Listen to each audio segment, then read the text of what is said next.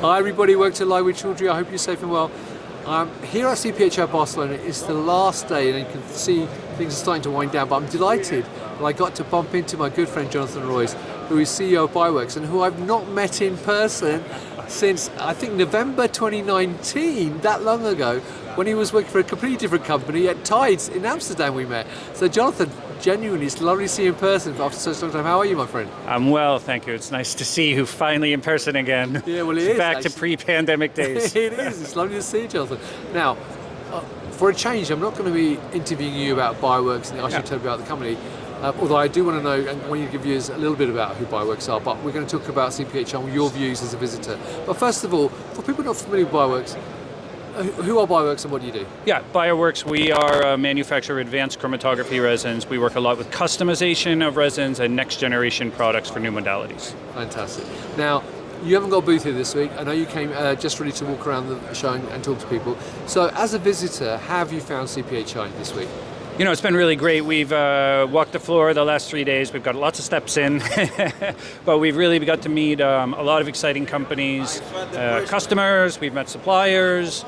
We've talked with companies that we're potentially going to collaborate with on new developments in the portfolio.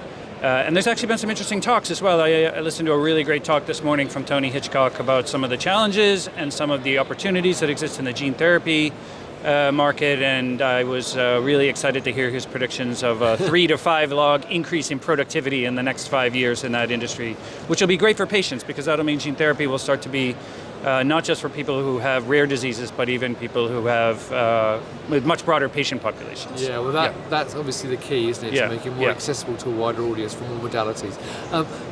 Now, I know that you were at CPHI Frankfurt last year. Yeah. So how does this compare to your experiences there? So I think it's been better attendance this year for sure. We've had more opportunity to meet people, and I think we're already looking forward to next year's show. Next year it's going to be in Milan, I've heard. That's going to be really exciting.